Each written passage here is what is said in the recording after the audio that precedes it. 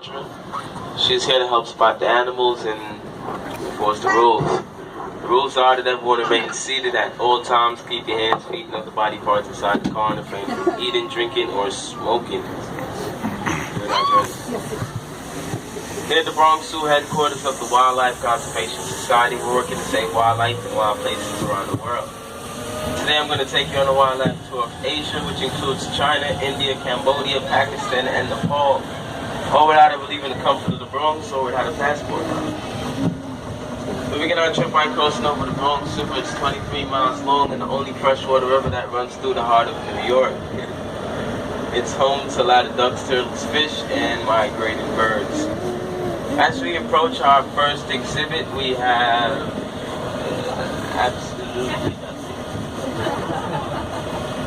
we have some Canadian geese, but they're not a part of this exhibit. They just flow over here. All the animals that's usually on this side of the exhibit migrated to the far left-hand side, but no worries, because we'll catch up to them in about 8 minutes as we go around. Those animals include the barrel-singed deer, the black buck antelope, and the axis deer. Whoa. For the meantime, we have some of India's national bird, which is the peafowl. The males are called peacocks, females are called peahens, and the males are recognized by the blue neck and beautiful feathers, which they use to attract females during the mating season. Once they've successfully mated and the mating season is ended, they'll lose those feathers and gain them again for next year's mating season. Those who are single, they keep their feathers. Coming up, we have these huts. They're here to tell a conservation story about embarrassing the deer on the other side. But here we have two of Indian muntjac deer. And these are the smallest deer species in Asia. They have raised ridges that runs down their forehead, and they fight with their teeth instead of their antlers. In 1970, there were estimated to be only 66 of the barrel-singed deer remaining in central India. But this population was saved by the cooperation of the local Indian community.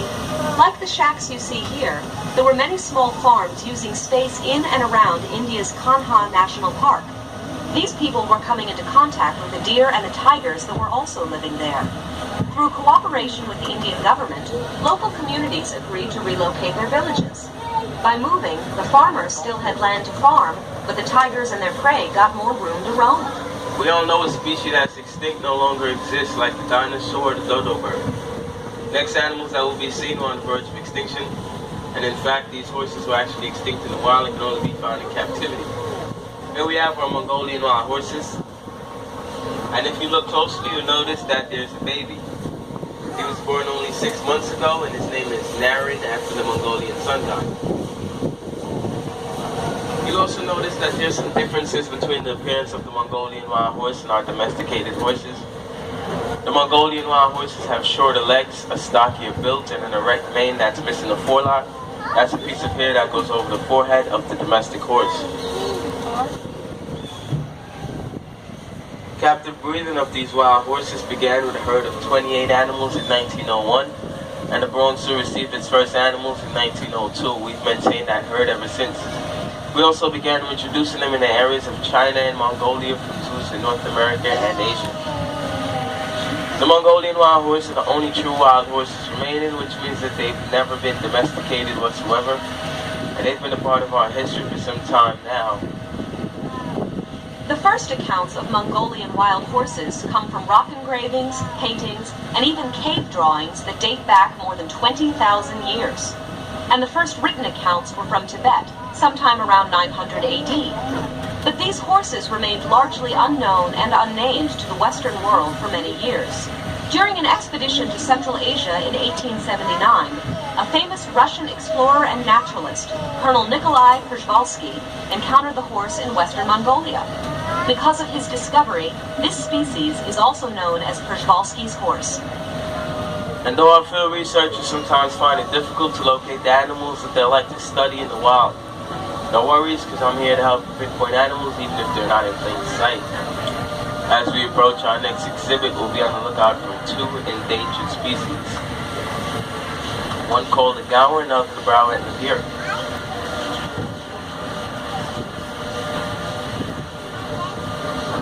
As we enter this exhibit, we're greeted by the brow-headed deer.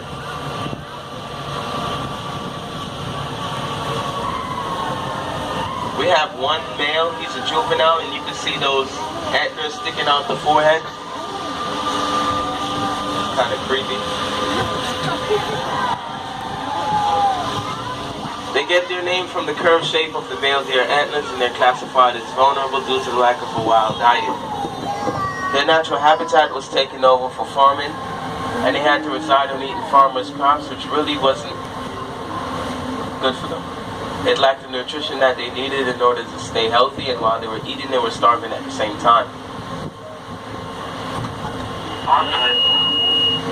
Further down in this exhibit, we have our gaur. If you look to the far right, there you can see some of the herd. The gaur is the world's largest wild cattle. The male stands 6 feet tall, 10 feet long, and weighs over 2,000 pounds, as much as a small car. With their large size and impressive horn, a gaur can fight off just about anything, even a tiger. What threatens these huge animals is the loss of their ancient habitat and disease they can catch with domestic cattle.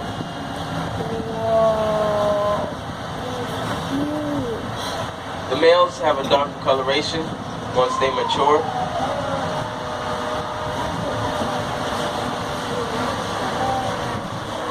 And both these animals plays a part in our species survival program. Here at the zoo, we help gaur and brow antler deer and many other species by participating in cooperative zoo management programs called species survival plans. The name says it all. The plans aim to help these animals survive. Zoos across the country work together to maintain genetically diverse populations of rare and endangered species.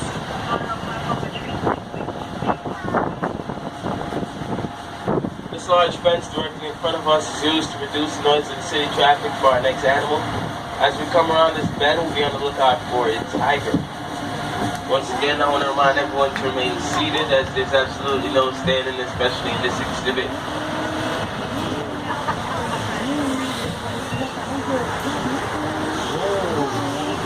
As we enter the exhibit, we're greeted by our Siberian tiger. I see it. His name is Anakin. Anakin the tiger. Tiger stripes provide an excellent camouflage, which makes it hard for us to spot them at times. Researchers discovered that no two tigers have the same stripes, so it'll be easier for them to identify who's who in the wild. In the wild, tigers hunt a variety of animals, but they prefer wild pigs and medium-sized deer. And a tiger gorges himself on a fresh kill, eating up to 40 pounds of meat at one time. That's equivalent to 160 hamburgers in one sitting. After a meal of that size, they usually won't eat again for several days.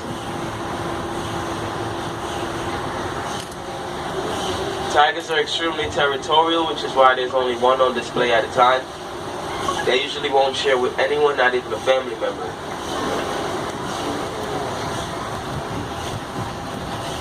In 2006, the WCS teamed up with a group called Panthera to help replenish the tiger population, as there were less than 2,000 breeding females remaining in the wild. Our goal is to raise those numbers to double what it was by the year 2020, and so far we've been doing great with 3,600 females to date. Here we get a closer look at the gaur. Males have horns that point straight up, and females have horns that curve at the tip. And this is the back end to our first exhibit where we missed all the animals. The spotted deer you see are called axis deer. The Bronx Zoo exhibited them back in 1899 when we first opened, and they keep their spots their entire life. The smallest animal with the white belly is our black buck antelope. They're the smallest antelope species in Asia. As males mature, they gain a darker coloration with horns, and females keep a tan coloration without horns for their entire life. Here we have our Barasinger deer, which those huts were about. And the word Barasinger means 12 times in the Hindi language, referring to their antlers that has anywhere from 12 to 14 points.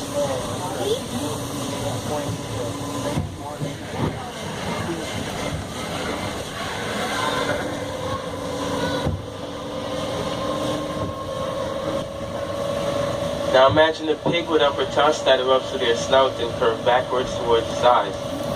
This pig is called the Barbusa and approaches him now. If you look through the bamboo thicket, you'll see two. That's our female Hillary and her piglet.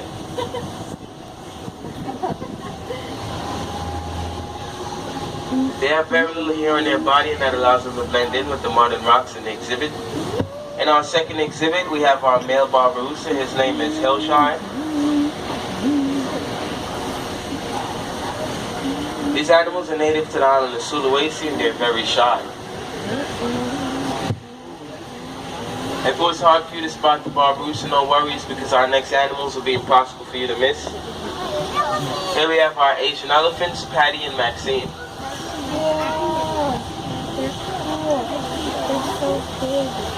Now, Patty and Maxine are in their mid-40s, and they eat up to 200 pounds of hay each day, and drinks up to 60 gallons of water, in addition to a variety of fruits and vegetables. This, of course, is no surprise, as they average over 10,000 pounds apiece. An elephant's trunk is an incredible tool, and they have a finger-like feature which they'll use to pick up small items, such as an egg without breaking it, dig holes, or tear down a small tree with tremendous force. An elephant's trunk has 40,000 muscles, and that's more muscles than in the entire human body.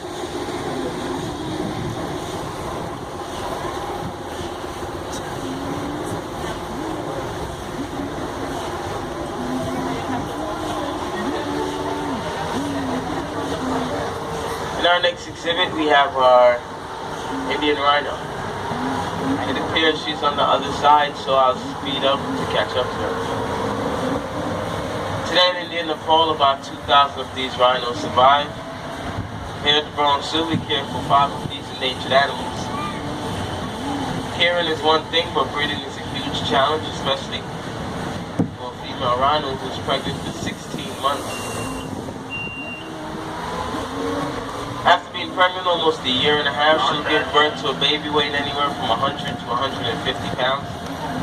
And a baby rhino will usually stay with its mom for 2 to 3 years, although weaning may only take 12 to 16 months.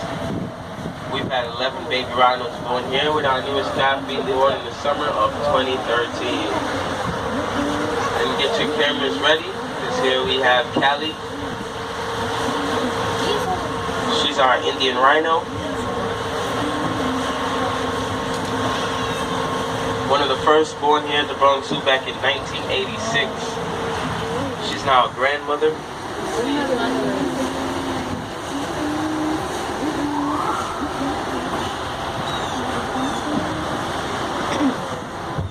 The skin of a rhino is extremely sensitive and not armor plated like people usually think, which is why they walk around in the mud for up to 18 hours a day.